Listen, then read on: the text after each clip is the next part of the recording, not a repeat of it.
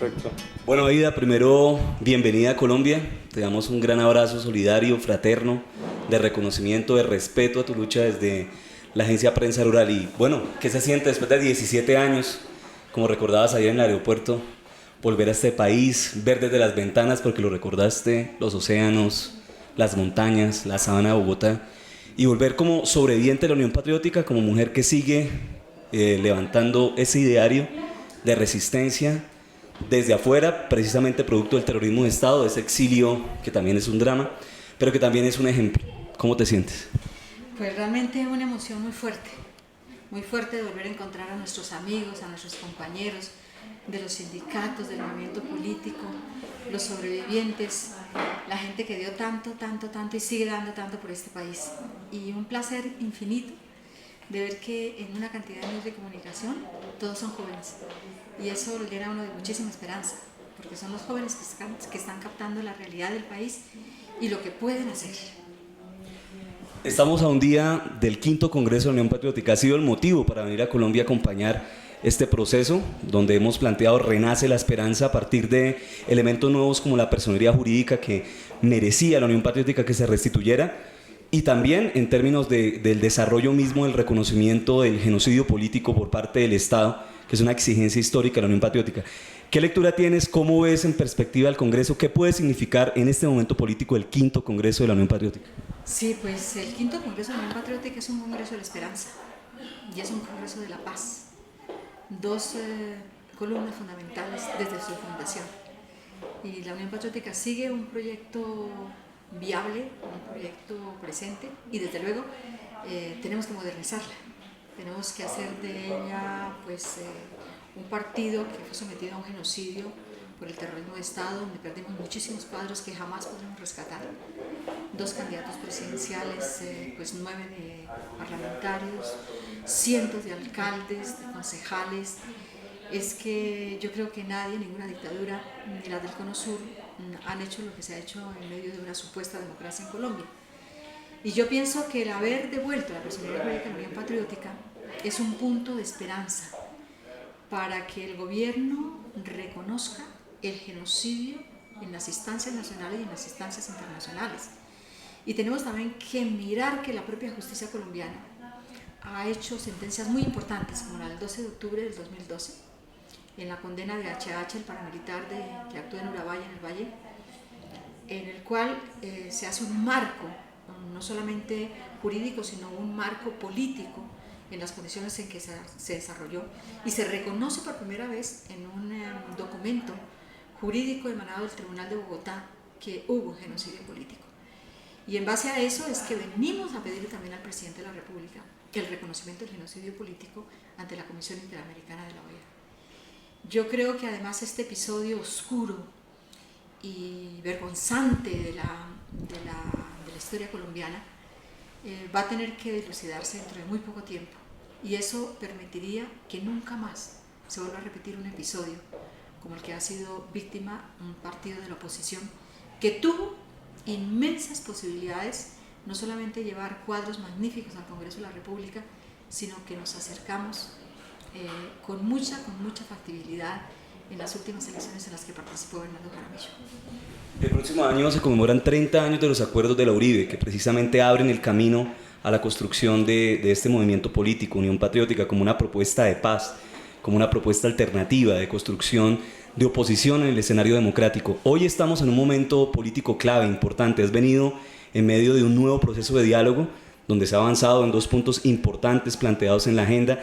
¿Qué significa entonces, como un mensaje concreto al proceso de diálogo, lo que estás planteando ahora? El Congreso de la UP como propuesta para seguir avanzando como proyecto político, pero además la Unión Patriótica como representación real de un esfuerzo, de un escenario de paz que fue masacrado, que fue perseguido, que fue casi exterminado, pero que resiste aún. Yo creo que primero que todo, la persistencia de la Unión Patriótica y la misma existencia, la misma preparación de este Congreso, que demostró que hay muchas fuerzas todavía en diferentes partes del país, demuestra que la paz sigue siendo uno de los puntales fundamentales de nuestro ideario, pero además de la política colombiana. Yo creo que si esta generación logra hacer el acuerdo de paz y logramos avanzar en profundas reformas sociales, esta generación pasará a la historia de Colombia como la que pudo resolver 200 años y más de guerras declaradas y no declaradas en Colombia. Porque es que este es el episodio de la última violencia, pero las violencias en Colombia se han dado desde 1812, cuando las guerras entre centralistas y federalistas que derivaron en la confrontación de los liberales y los conservadores. Y las confrontaciones y la intolerancia derivó en que los liberales y conservadores estuvieran peleando en 1930, en 1948 y armadamente. Y este último conflicto es el que lleva a originar, entre otras cosas, el conflicto que estamos ahora. Pero todo se debe a que una de las cosas muy graves que persisten en Colombia es la desigualdad en la distribución de la tierra, en la tenencia de la tierra. Si esta no se resuelve, pues no se habrá hecho mayor cosa. Pero aspiramos a que las fuerzas que estamos por la paz, a que las fuerzas que jalonamos con todo que este proceso de paz tiene que darse, puedan hacerle entender a los enemigos de la paz, a los que aspiran y ven en la guerra un método para poderse sostener en el poder. Esas fuerzas tendrán que darse cuenta que están en un camino equivocado y que si no somos capaces, esta generación, de hacer y de terminar 200 años de violencia en Colombia, pues vendrán otras generaciones que dirán: aquellos fueron incapaces, como nosotros decimos en este momento, las generaciones que nos antecedieron fueron incapaces de hacer realmente frenar la violencia y frenar las guerras en que han sido sometidos los colombianos desde hace 2 siglos. Desde el campo popular se ha venido planteando la Asamblea Nacional Constituyente como un escenario para refrendar lo que se pacte en La Habana, pero además para también plantear un escenario nuevo en este país de ordenamiento, de reconocimiento a procesos, a minorías. Tú fuiste una mujer aguerrida en el ámbito de la Constituyente del 91. Representaste la lista por la vida, la 048, recordamos los fuertes debates que libraste en ese espacio. ¿Cómo ves la perspectiva de una nueva Asamblea Nacional Constituyente? ¿Crees que es prudente, que es un escenario válido, necesario, en términos de avanzar en una paz real, una paz con justicia social y democracia? Yo creo que ese es un proyecto que hay que analizarlo muy a fondo. Nosotros tenemos la carta política más avanzada en derechos humanos en el continente. Y tenemos puntos muy, muy complejos dentro de la carta política. También el capítulo 5 de la economía es un capítulo del neoliberalismo con el que jamás estuvimos de acuerdo. Tenemos el capítulo de la fuerza pública que, en mi criterio, no se avanzó nada, se estancó y al contrario se dio el fuero militar a la policía, que no lo tenía antes de la Constitución del 91. Son puntos débiles en esa Constitución. Tendríamos que analizar mucho más profundo todo el bagaje político que en este momento se mueve en Colombia, y tendríamos que apuntalar muy bien un proyecto de esa calidad para que podamos avanzar, en cambio de retroceder. Bien, Aida, el movimiento popular también se está reorganizando. Hay vientos de unidad muy interesantes. De hecho, está preparando la Cumbre Nacional Agraria, que va a ser ahorita el 11 de diciembre, donde el Congreso de los Pueblos, Marcha Patriótica, donde confluyen sobrevivientes de la Unión Patriótica, el Partido Comunista, muchos procesos de esa tradición histórica de la izquierda colombiana, pero además los indígenas, además los afrodescendientes, están trabajando en esa dirección. ¿Cómo ves este momento desde afuera, pero hoy, en este momento emocionante de tu presencia en Colombia, de haber intercambiado durante pocas horas con tus viejos amigos, pero también con tu decisión como mujer política de reconocer lo que desarrolla este país? ¿Cómo ves esa perspectiva? Yo creo que los campesinos no se dieron cuenta de la trascendencia internacional que tuvo el paro agrario. Fue impresionante. Todos los periódicos de Europa hablaron del paro agrario en Colombia. Pero además la gente fue un motivo para que nos uniésemos muchas personas que no nos sabemos encontrar en manifestaciones. Por ejemplo, en Ginebra se hizo una gran manifestación frente al Palacio de Naciones Unidas en apoyo al paro, y llegaron muchos inmigrantes económicos que generalmente no salen a esa clase de manifestaciones, pero es que todos eran o hijos o vecinos o primos del campesino que le estaban haciendo, que no le estaban haciendo, y todos llegamos, nos reunimos unas 250 personas, que eso en Ginebra es una manifestación de alto vuelo, y todos llevaban algún distintivo, pero fundamentalmente la ruana. Era la revolución de las ruanas, era algo que todos sentíamos como si estuviéramos con ellos en Boyacá, peleando en las calles, diciéndole al gobierno: mira, nuestras semillas no son ilegales, mira, esto no es delito, lo que hemos hecho tradicionalmente por tantos años no puede considerarse así. y el respaldo maravilloso y el entusiasmo que despertó. Son ingredientes que a lo mejor todavía ni siquiera se conocen por parte de los que salieron en esa forma tan aguerrida, pero además teníamos todas las informaciones de nuestras familias. Eran 250 personas que nos decían, mira, ayer hablé con mi tío y resulta que están haciendo un cacerolazo en Sogamoso, mira, que estoy hablando con la gente de Santander, está sucediendo tales cosas, mira, que yo hablé con la gente que están en Cundinamarca, en esos pueblos ahí en la frontera con Boyacá, está pasando tal. Es decir, que todos nos estábamos uniendo y además con una inmensa ventaja que son los medios masivos y todas las redes sociales que son impresionantes. Vimos las manifestaciones en vivo, vimos cómo golpeaban a los campesinos en las terrazas de sus viviendas y esto hace renacer también esta esperanza. Es decir, si el sector social nos unimos, somos capaces de sacar del Congreso a quienes son capaces de subirse en el sueldo como quieren y en el momento que se les antoja. Somos capaces de sacar todo ese sector corrupto si llegamos a entender que la gente del común, la gente que salió a la protesta, los que han vivido en carne propia, si llegan, por ejemplo, a las organizaciones del Parlamento y de otras, mira lo que podríamos hacer, podríamos revolcar este país, así como salió la rebelión de las Ruanas, podríamos también hacer la rebelión de los cambios que se necesitan en las corporaciones públicas en este país. Bueno, y en esa dirección, la Unión Patriótica es una opción política entonces. En el Congreso, ¿será que hay ambiente para trabajar también en esa dirección como un escenario importante de lucha? Pues vamos a definirlo, es uno de los puntos centrales que se va a hacer.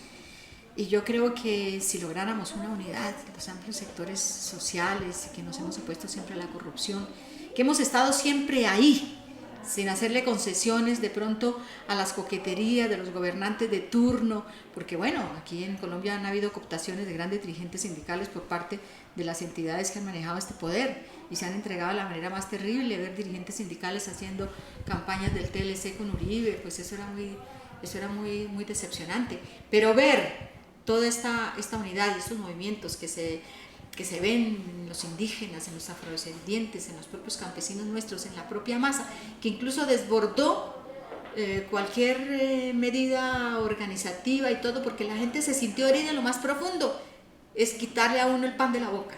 Y cuando le quitan a uno el pan de la boca, la gente tiene que reaccionar y reaccionó de la mejor forma, saliendo a las movilizaciones diciendo, no estamos de acuerdo con lo que ustedes están haciendo, no estamos de acuerdo con los TLC.